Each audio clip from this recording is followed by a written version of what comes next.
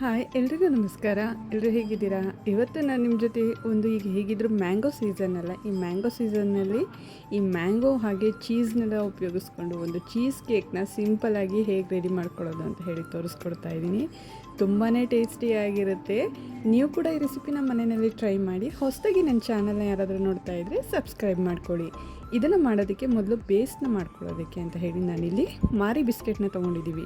ನೀವು ಇದರಲ್ಲಿ ಯಾವುದೇ ರೀತಿಯಾದಂತಹ ಡೈಜೆಸ್ಟಿವ್ ಬಿಸ್ಕೆಟ್ನ ತೊಗೊಬೋದು. ಈ ರೀತಿ ಮಾರಿ ಬಿಸ್ಕೆಟು ತೊಗೊಂಡು ಇದನ್ನು ಒಂದು ಮಿಕ್ಸಿ ಜಾರ್ಗೆ ಹಾಕ್ಕೊಂಡು ಈ ರೀತಿ ಪೌಡ್ರ್ ಮಾಡ್ಕೊಳ್ಳಿ. ಬೇರೆ ರೀತಿ ಬಿಸ್ಕೆಟ್ನ ಕೂಡ ಹಾಕಿ ಮಾಡ್ಕೊಬೋದು.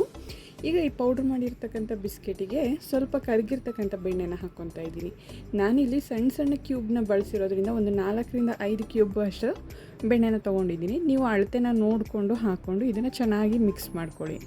ಈಗ ನಿಮ್ಗೆ ಏನಾದರೂ ಬೆಣ್ಣೆ ಪ್ರಮಾಣ ಬೇಕು ಅಂತ ಹೇಳಿದ್ರೆ ಇನ್ನೊಂದು ಸ್ವಲ್ಪ ಬೆಣ್ಣೆನ ಕರಗಿಸಿ ಹಾಕ್ಕೊಳ್ಳಿ, ಅಥವಾ ಬಿಸ್ಕೆಟ್ ಬೇಕು ಅಂತ ಹೇಳಿದ್ರೆ ಅದನ್ನು ಕೂಡ ಪೌಡ್ರ್ ಮಾಡಿ ಹಾಕ್ಕೊಬೋದು. ನೋಡಿ, ಈ ರೀತಿ ಎಲ್ಲನೂ ಕೂಡ ಚೆನ್ನಾಗಿ ಮಿಕ್ಸ್ ಮಾಡ್ಕೊಂಡಾದ್ಮೇಲೆ ಇದನ್ನು ಒಂದು ಕಂಟೈನರ್ಗೆ ಬೇಸ್ ರೀತಿಯಲ್ಲಿ ನಾವು ಹಾಕ್ಕೊಬೇಕಾಗುತ್ತೆ.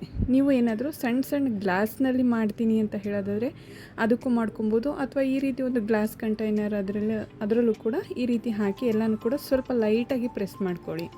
ಈಗ ನಾನಿಲ್ಲಿ ಒಂದು ಬೌಲ್ನ ತೊಗೊಂಡಿದ್ದೀನಿ. ಈ ಬೌಲ್ನ ನಾನು ಒಂದು 1/4 ಗಂಟೆಗಳ ಕಾಲ ಫ್ರಿಜ್ಜಲ್ಲಿ ಇಟ್ಟಿದ್ದೆ, ಸ್ವಲ್ಪ ತಣ್ಣಗಿರಲಿ ಅಂತ ಹೇಳಿ.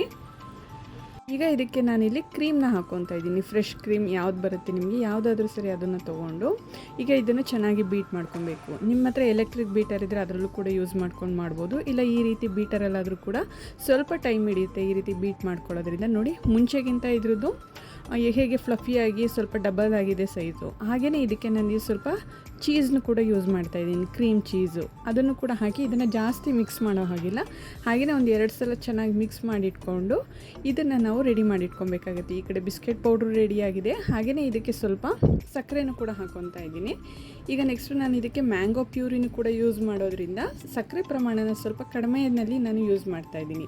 ನಿಮ್ಮ ಹತ್ರ ಇದರಲ್ಲಿ ಜೆಲಟಿನ್ ಪೌಡ್ರ್ ಇದ್ದರೆ ಅದನ್ನು ಕೂಡ ಯೂಸ್ ಮಾಡ್ಬೋದು, ಇಲ್ಲಾಂದರೆ ಈ ರೀತಿ ಅಗಾರ್ ಅಥವಾ ಚೈನಾ ಗ್ರಾಸ್ ಅಂತ ಏನು ಹೇಳ್ತಾರೆ ಅದನ್ನು ಸ್ವಲ್ಪ ವಾಶ್ ಮಾಡಿ ಬಿಸಿ ನೀರಿನಲ್ಲಿ ಹಾಕಿ ಅದು ಕರಗಾದ್ಮೇಲೆ ಅದನ್ನು ನಾವು ಯೂಸ್ ಮಾಡ್ಕೊಬೋದು. ನೋಡಿ, ಇಲ್ಲಿ ಈ ರೀತಿ ಒಂದು ಸ್ವಲ್ಪ ಮ್ಯಾಂಗೋ ಪ್ಯೂರಿನ ತೊಗೊಂಡು ಅದಕ್ಕೆ ನಾನು ಇಲ್ಲಿ ಸ್ವಲ್ಪ ಈ ಚೈನಾ ಗ್ರಾಸ್ ಅಥವಾ ಅಗಾರ್ ಏನಿದೆ ಅದನ್ನು ಕರಗಿಸಿಟ್ಟಿದ್ನಲ್ಲ ಅದನ್ನು ಕೂಡ ಹಾಕ್ಕೊಂಡು ಈ ಪೇಸ್ಟನ್ನು ಮಾಡಿ ಇಟ್ಕೊತಾ ಇದ್ದೀನಿ.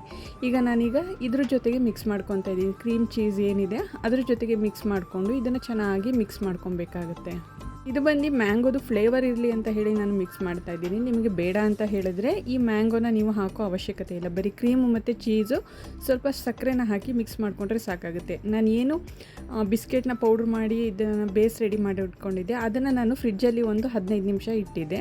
ಈಗ ಅದು ಕೂಡ ಸೆಟ್ ಆಗಿದೆ. ಸೆಟ್ ಆಗಿರೋದ್ರ ಮೇಲೆ ನಾವು ಕ್ರೀಮ್ ಚೀಸ್ ಇದನ್ನು ಹಾಕ್ಕೊಂಡು ಇದನ್ನು ನಾವು 1-2 ಗಂಟೆಗಳ ಕಾಲ ಫ್ರಿಜ್ಜಲ್ಲಿ ಇಡಬೇಕಾಗುತ್ತೆ. ಈಗ ಇನ್ನೊಂದು ಸ್ವಲ್ಪ ಮ್ಯಾಂಗೋ ಜ್ಯೂಸ್ ನನ್ನ ಹತ್ರ ಇಟ್ಕೊಂಡಿದ್ದೆ, ಅದನ್ನು ನಾನು ಈಗ ಮೇಲ್ಗಡೆ ಲೇಯರ್ ಆಗಿ ಮಾಡ್ಕೊಳ್ಳೋದಕ್ಕೆ ಸೇಮ್ ಜೆಲಟಿನ್ ಅಥವಾ ಅಗಾರ್ ಪೌಡ್ರನ್ನ ಹಾಕ್ಕೊಂಡು ಸ್ವಲ್ಪ ನಿಂಬೆಹಣ್ಣಿನ ರಸನ ಹಾಕ್ಕೊತಾ ಇದ್ದೀನಿ. ಅಂದರೆ ಮೇಲ್ಗಡೆ ಅದು ಲೇಯರ್ ಬಂದು ಸ್ವಲ್ಪ ಶೈನಿಂಗ್ ಆಗಿರುತ್ತೆ ಅಂತ ಹೇಳಿ. ಈಗ ಅದೊಂದು 2 ಗಂಟೆ ಫ್ರೀಜರಲ್ಲಿ ಇಟ್ಟಿರ್ದಲ್ಲ ಅದು ಸ್ವಲ್ಪ ಗಟ್ಟಿಯಾಗಿರುತ್ತೆ, ಅಂದರೆ ತುಂಬ ಗಟ್ಟಿಯಾಗಿರಲ್ಲ, ಜೆಲ್ಲಿ ಫಾರ್ಮಲ್ಲಿರುತ್ತೆ. ಈಗ ಅದ್ರ ಮೇಲೆ ಈ ಮ್ಯಾಂಗೋ ಲೇಯರ್ನ ಹಾಕಿ ಇದನ್ನು ನಾವು ಒಂದು 6-7 ಗಂಟೆಗಳ ಕಾಲ ಚೆನ್ನಾಗಿ ನಾವು ಫ್ರಿಜ್ಜಲ್ಲಿ ಇಡಬೇಕಾಗುತ್ತೆ. ಇದು ಸ್ವಲ್ಪ ಸೆಟ್ ಆಗಬೇಕು. ಸೆಟ್ ಆದಮೇಲೆ ಇದಕ್ಕೆ ನಾವು ಈ ರೀತಿ ಮ್ಯಾಂಗೋನೆಲ್ಲ ಹಾಕಿ ಡೆಕೋರೇಟ್ ಮಾಡಿಕೊಂಡು ಇದನ್ನು ನಾವು ತಿನ್ಬೋದು, ಅಥವಾ ಇದನ್ನು ನೀವು ಕೇಕ್ ತಿನ್ನಲು ಕೂಡ ಮಾಡ್ಕೊಬೋದು. ಈ ವಿಡಿಯೋ ಇಷ್ಟ ಆಗಿದರೆ ಈ ವಿಡಿಯೋನ ಲೈಕ್ ಮಾಡಿ, ಶೇರ್ ಮಾಡಿ, ಹಾಗೆ ಹೇಗಿತ್ತು ಅಂತ ಹೇಳಿ ಕಮೆಂಟ್ ಮಾಡಿ. ಎಲ್ರಿಗೂ ಕೂಡ ತುಂಬ ಧನ್ಯವಾದಗಳು.